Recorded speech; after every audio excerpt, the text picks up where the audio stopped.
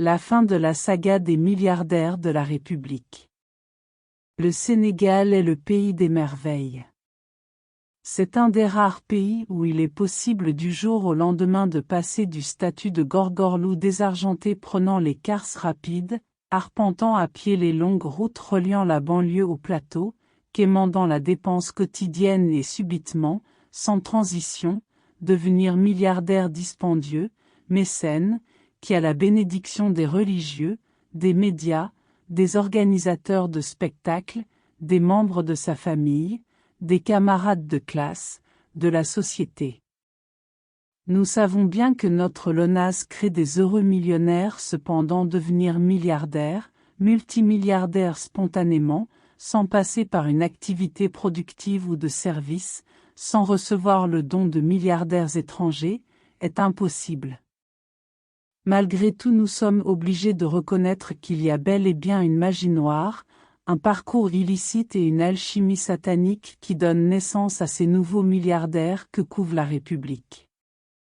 Leur richesse monstrueuse sur laquelle les bien-pensants de la société mettent un pagne lourd, sert d'encre, sur son origine, est bâtie dans le péché, le vol, l'assassinat de jeunes vies innocentes et la fornication.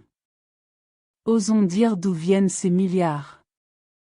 Ils proviennent des vols de toutes sortes des deniers publics baptisés pudiquement détournement des deniers publics, de l'accaparement et de la vente illicite de terrains appartenant à l'État, des rétrocommissions sur les grands marchés d'infrastructures et d'équipements de l'État par des sociétés étrangères, d'octroi de licences de toutes sortes, des ristournes sur les produits pétroliers importés, de profits d'entreprises qu'ils possèdent sous couvert de prête-nom, de la vente de la drogue dure, du trafic d'êtres humains notamment la prostitution de luxe, du concubinage homosexuel, etc.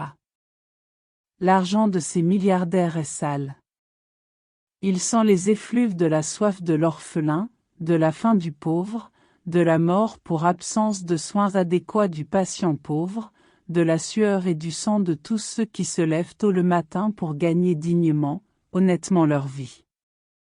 Parmi les nouveaux milliardaires figurent des commis de l'État, ces personnes qui ont accompli toute leur carrière dans l'administration. Certains ont pu occuper les fonctions prestigieuses de directeur général, de ministre, de premier ministre, de président d'institution, etc. Peuvent-ils devenir milliardaires à la fin de leur carrière? Supposons que leur salaire mensuel net soit, tout au long de leur carrière, en moyenne, de 3 millions par mois, ces commis de l'État vont percevoir au bout de 30 années de service la somme d'1,80 milliard, 1,80 milliard.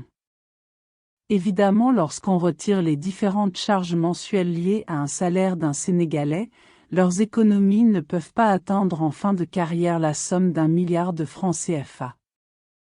Que dire alors de ces fonctionnaires qui en une année, en quelques mois sont devenus des milliardaires? Ils sont tous des voleurs.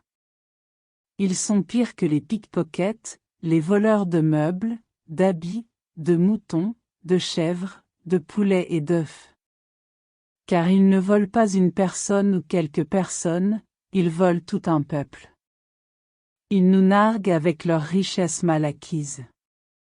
Ils corrompent toute la société. Ce sont eux qui donnent les gros hadiyas aux marabouts, qui financent les femmes, qui paient le salaire de certains journalistes, qui construisent des mosquées, qui clôturent des cimetières, qui habillent certaines familles et qui en nourrissent d'autres. Ce sont eux aussi qui ont une multitude de maisons, construisent de grands immeubles, etc. Personne n'ose les pointeurs du doigt. Gare à vous qui diriez que Morane Diakoum est un voleur. Vous serez traités de méchants, de médisants et de calomniateurs. Nous proposons que les candidats à la présidence de la République soient soumis à une déclaration préalable de patrimoine suivie d'un rapport de confirmation de l'OFNAC. La déclaration de candidature et le rapport de l'OFNAC doivent être publiés avant le démarrage de la campagne électorale. Les Sénégalaises et les Sénégalais, ainsi édifiés, pourront se prononcer en toute connaissance de cause pour les voleurs de la République ou bien pour des candidats honnêtes. Je sollicite le soutien à cette proposition de tous les citoyens, de la société civile et de tous les candidats pour l'élimination des voleurs de la République à la candidature à la présidence de la République de 2024. Je vous souhaite une excellente journée sous la protection divine. Juma Mubarak. Dakar, vendredi 15 septembre 2023. Prof Marie Théoniane.